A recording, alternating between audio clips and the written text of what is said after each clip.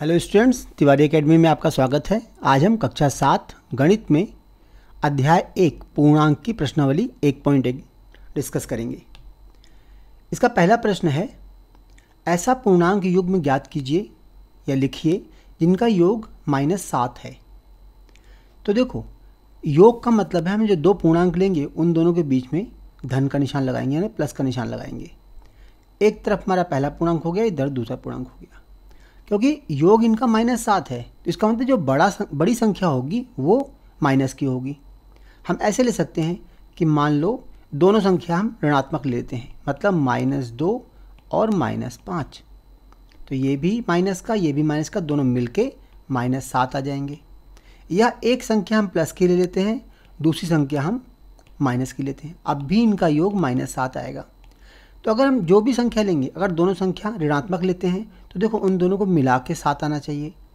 और अगर एक संख्या धनात्मक और एक संख्या ऋणात्मक लेते हैं तो बड़ी संख्या ऋणात्मक होगी हमारी और उनका अंतर 7 होना चाहिए। तो इस तरह हम वैसे बहुत सारे युग्म बना सकते हैं जिनका योग -7 हो। इसका दूसरा भाग है अंतर -10 हो। देखो, अंतर के लिए बीच का निशान होगा उसे हम माइनस का रखेंगे। अगर यहाँ माइनस रहेगा तभी अंतर निकल पाएगा। अब इस तरफ वाली संख्या जो होगी वो अगर माइनस की होगी, छोटी होगी, क्योंकि अंतर निकालना है ना। देखो, अगर प्लस की होगी तो बड़ी भी रख सकते हो क्योंकि अंतर 10 आना चाहिए। उदाहरण के लिए अगर हम यहाँ 1 रखते हैं, देखो अंतर 10 आना चाहिए ना, तो यहाँ पे 11 होना चाहिए क्योंकि 1 - 11 बराबर -10। अगर मान लो यहाँ पे हम रखते हैं प्लस की संख्या, मान लो 2 रख दिया। अब यहाँ पे हम अगर माइनस की रख के देखें, मान लो -12 रख दिया, तो होगा क्या, इस माइनस से ये माइनस प्लस का हो जाएगा। देखो 2 + 12 ये 14 हो जाएगा, तो ये हमारा उत्तर गलत हो जाएगा। तो इस तरफ जब भी अगर माइनस की संख्या रखते हैं हम, तो ध्यान रहे कि छोटी होनी चाहिए और इधर बाईं तरफ हमारी माइनस संख्या बड़ी होनी चाहिए। अर्थात हम -12 रख कर यहाँ पे, और फिर देखो यहाँ पे -2 रख सकते हैं। कारण देखो -12 और ये माइनस मिलके प्लस हो गया, 2 आ गया, तो उत्तर हमारा -10 आया। इसका मतलब जो दो संख्याएं हम ले रहे हैं, एक माइनस की हो सकती है, एक प्लस की हो सकती है, या दोनों ही माइनस की हो सकती हैं। दोनों माइनस के केस में क्या होगा, बड़ी संख्या हमारी बाएं पक्ष पे रहेगी, ये वाली संख्या बड़ी रहेगी और ये वाली संख्या छोटी रहेगी। तीसरा है इसका कि इनका योग 0 हो। योग 0 कब आता है, जब दोनों संख्याएं बराबर में हो। मतलब 5 - 5 यानी 5 + 5, तो एक माइनस के कर दो, एक प्लस। देखो -5 + 5 बराबर 0। ऐसे कोई भी संख्या ले सकते हैं, 5 + -5 बराबर 0। चाहे ऐसे लिखो चाहे ऐसे लिखो, एक ही बात है। 1 + -1 बराबर 0। तो जब दो संख्याएं बराबर मान की होती हैं, उनके सिर्फ चिन्ह अलग अलग होते हैं, तो उनका योग 0 होता है। प्रश्न संख्या 2, इसके 3 भाग हैं। हम पहला भाग देखते हैं, एक ऐसा ऋणात्मक पूर्णांक युग्म। ऋणात्मक पूर्णांक युग्म मतलब दो ऋणात्मक संख्याएं जिनका अंतर 8 है। देखो अंतर धनात्मक है, अंतर धनात्मक है, इसका अर्थ क्या होगा कि हम जो दो ऋणात्मक संख्याएं लेंगे उनका जब अंतर निकालेंगे तो देखो यहाँ वाली संख्या हरदम बड़ी होगी। अगर इस संख्या को बड़ा रखेंगे, क्योंकि इसके अंदर तो माइनस होगा, यहाँ पे ये माइनस और ये माइनस मिलके प्लस हो जाएगा, तभी ये संख्या बड़ी आएगी और प्लस की होगी। और यह संख्या छोटी होगी, घटने के बाद भी हमारा धनात्मक उत्तर आएगा। जैसे देखो ये संख्या कितनी बड़ी होगी, 8 बड़ी होनी चाहिए। अगर यहाँ 2 है तो यहाँ पे 10 होना चाहिए। देखो -2 हमारी दो ऋणात्मक संख्या हो गई और ये -10, क्योंकि बीच में इनका अंतर निकालना है, तो देखो यहाँ माइनस लगा दिया। अब इसको अगर हल करें हम, तो हल करने पे क्या आएगा, -2 + का 10, जो कि उत्तर 8 आ जाएगा। तो ऐसे बहुत सारे युग्म निकाल सकते हैं हम। अंतर सिर्फ ये रखना है हमें कि ये वाली संख्या, दाहिनी तरफ वाली संख्या बाईं तरफ वाली संख्या से 8 ज़्यादा होनी चाहिए। जैसे मान लो यहाँ पे हमने 1 रखा, ये -1 है, यहाँ बीच में माइनस, तो यहाँ -9 आएगा और अंतर वापस यही आ जाएगा जो पहले आया था। अब हम इसका देखते हैं दूसरा भाग। दूसरा भाग, एक ऋणात्मक पूर्णांक और एक धनात्मक पूर्णांक लिखिए जिनका योग -5 है। देखो यहाँ योग बोला गया है, योग मतलब दोनों संख्याओं के बीच का निशान प्लस का है और उत्तर कितना आ रहा है, ऋणात्मक आ रहा है। तो इसका साफ अर्थ ये है, जब दो संख्याओं का योग करते हैं तो उसका उत्तर अगर ऋणात्मक आए, जैसे इसका उत्तर ऋणात्मक आ रहा है, अगर उत्तर ऋणात्मक आए तो बड़ी संख्या ऋणात्मक होगी। अर्थात अगर यहाँ -6 है तो ये प्लस का 1 होगा, तभी उत्तर -5 आएगा। मान लो यहाँ माइनस का हम 10 रखते हैं तो इसे प्लस का 5 रखना पड़ेगा ताकि उत्तर 5 आए। देखो दोनों संख्याओं में -5 का डिफरेंस तो है, लेकिन उत्तर माइनस में लाने के लिए हमें माइनस की संख्या को बड़ा रखना पड़ेगा। ऐसे तुम अनंत उदाहरण ले सकते हो। अब आते हैं हम तीसरे भाग पे। तीसरे भाग में एक ऋणात्मक पूर्णांक और एक धनात्मक पूर्णांक है जिनका अंतर -3 है। देखो ऋणात्मक पूर्णांक और धनात्मक अंतर, हमें अंतर निकालना है, मतलब उनके बीच में माइनस का साइन रहेगा। अगर हम बाईं तरफ माइनस का निशान लेते हैं, देखो यहाँ माइनस का निशान लेते हैं, सपोज करो यहाँ पे ले लिया हमने -2, यहाँ बीच में माइनस है, एक ऋणात्मक और एक धनात्मक है, तो यहाँ धनात्मक वाली संख्या इस माइनस से ऋणात्मक हो जाएगी और उत्तर हमारा -3 आ गया। लेकिन इसको अगर उल्टा सोचो तुम कि यहाँ पे 1 रखा धनात्मक माइनस और यहाँ -2 रखा, तो होगा क्या, इस माइनस से ये माइनस प्लस हो जाएगा, उत्तर -3 आने के बजाय प्लस का 3 आ जाएगा। सॉरी, यहाँ 2 था तो यहाँ 3 आ जाएगा। तो इसलिए हरदम जो माइनस की संख्या है उसे हम बाईं तरफ रखेंगे और प्लस की संख्या को दाईं तरफ, ताकि ये वाला माइनस का निशान इस दाहिनी तरफ वाली संख्या का निशान बदल दे। तो हमारे पास क्या क्या उत्तर आएगा, एक -2 और प्लस का 1 बराबर -3, या -1 और प्लस का 2 बराबर -3। तो ये दो युग्म आ गए हमारे जिनका अंतर -3 है।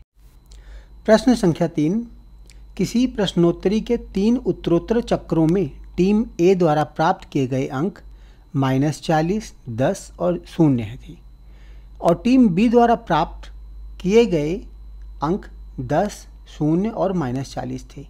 किस टीम ने अधिक अंक प्राप्त किए? देखो हमें पहली टीम के दिए हुए सारे अंक, दूसरी टीम के दिए हुए हैं, इन सब का योग निकाल के हम देख सकते हैं कि किस टीम ने अधिक अंक प्राप्त किए। टीम ए द्वारा प्राप्त अंक, टीम ए ने कितने अंक प्राप्त किए? देखो यहाँ पे -40 था, +10 और फिर +0। इन सब को मिला के देखो, माइनस का 40 है, प्लस का 10 है, बड़ी संख्या माइनस का है तो उत्तर हमारा माइनस का आएगा। 40 में 10 गए 30 बचेंगे, तो माइनस का 30 आ गया। अब ऐसी टीम बी द्वारा प्राप्त अंक, तो बी ने कितने अंक प्राप्त किए? पहले 10, फिर 0 और फिर माइनस का 40। देखो यहाँ भी माइनस का संख्या बड़ी है, माइनस संख्या -40 बड़ी है, तो यहाँ भी माइनस का आएगा। प्लस का 10 है और माइनस का 40 है, तो कुल मिला के माइनस का 30 आ गया। इस तरह दोनों ने क्या हुआ, बराबर अंक प्राप्त किए। तो किस टीम ने अधिक अंक प्राप्त किए? दोनों टीमों ने बराबर अंक प्राप्त किए। क्या हम कह सकते हैं कि पूर्णांकों को किसी भी क्रम में जोड़ा जा सकता है? देखो इस यहाँ पे इसके क्रम क्या थे, -40, 10 और 0, और इसका क्रम क्या है, 10, 0 और -40। लेकिन उत्तर दोनों का सेम आ रहा है ना, सेम टू सेम उत्तर आ रहा है, जबकि इनके क्रम अलग अलग हैं। तो इस प्रकार हम कह सकते हैं कि पूर्णांकों का क्रम बदलने के बाद भी उत्तर नहीं बदलता, उत्तर समान रहता है।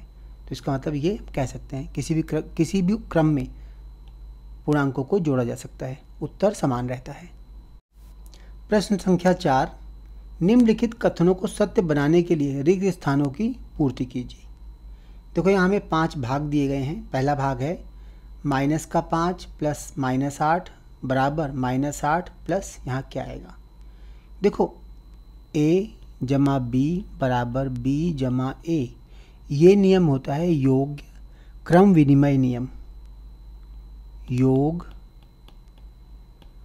क्रम विनिमय नियम। इस नियम से अगर हम a और b को जोड़ते हैं तो b और a को जोड़ें, इनके योग पे कोई फ़र्क नहीं पड़ता। देखो यहाँ -5 है और यहाँ -8 है, यहाँ पे -8 है और 5 है, सिर्फ इनके क्रम को बदला गया है। तो यहाँ पे क्या आएगा, इस जगह पे -5 आ जाएगा। और किस नियम से आएगा, योग इस वाले नियम से, योग क्रम विनिमय नियम से। किसी संख्या में अगर शून्य जोड़ा जाए, देखो a प्लस शून्य बराबर संख्या वही रहती है, इसे हम बोलते हैं शून्य योग तत्समक। शून्य योग तत्समक कि किसी भी संख्या में अगर शून्य जोड़ा जाए तो संख्या पर कोई भी फर्क नहीं पड़ता। तो कि यहाँ पे शून्य जोड़ा गया है ना, तभी संख्या पे कोई फर्क नहीं पड़ा, सेम संख्या वापस आ गई उत्तर में। किस नियम से? इस नियम से आई है, शून्य योग तत्समक नियम से। अगर किसी संख्या में कोई ऐसी संख्या जोड़ी जाए कि वो शून्य हो जाए, मतलब a में अगर माइनस a जोड़ा जाए, देखो a में अगर माइनस a जोड़ा जाए तो शून्य हो जाएगी ना, इसे योग तत्समक कहते हैं। ये योग तत्समक है, योग तत्समक गुण। तो यहाँ पे देखो इसके गुण के हिसाब से, इस नियम के हिसाब से यहाँ क्या आएगा? माइनस का 17, कि 17 में अगर माइनस 17 जोड़ेंगे तभी शून्य आएगा। क्यों आएगा? क्योंकि योग तत्समक नियम के अनुसार। अब आगे देखते हैं। आगे यहाँ देखो 13 माइनस 12 और यहाँ खाली स्थान है, यहाँ 13 माइनस 12 और यहाँ 7 है। देखो अगला जो नियम है वो है अगर a प्लस बी प्लस सी हो, इसे लिख सकते हैं हम a प्लस बी और प्लस सी। इसे बोलते हैं क्रम विनिमय गुण। नहीं, क्रम विनिमय तो वो था a प्लस बी वाला, इसे बोलते हैं हम सहचर्य गुण। क्योंकि ये योग पे आधारित है तो योग सहचर्य गुण। योग सहचर्य गुण से देखो गुणन का भी सहचर्य गुण होता है, अभी हम योग का कर रहे हैं। योग सहचर्य गुण के अनुसार a जमा बी प्लस सी बराबर a प्लस बी और फिर c अलग कर देंगे। यहाँ देखो a प्लस बी और फिर ये c यहाँ पे आ गया, यहाँ देखो a और b प्लस सी आ गया, तो यानी c क्या होगा? यहाँ पे जो हमारा जो गायब है यहाँ पे रिक्त स्थान वो क्या होगा? माइनस का 7, योग सहचर्य गुण के नियम से। अगले में भी देखो योग सहचर्य गुण है, a फिर प्लस फिर ब्रैकेट में b प्लस सी और यहाँ देखो a प्लस बी आ गया और फिर c क्या होगा हमारा? माइनस का 3। तो इसका भी नियम योग सहचर्य गुण ही आएगा।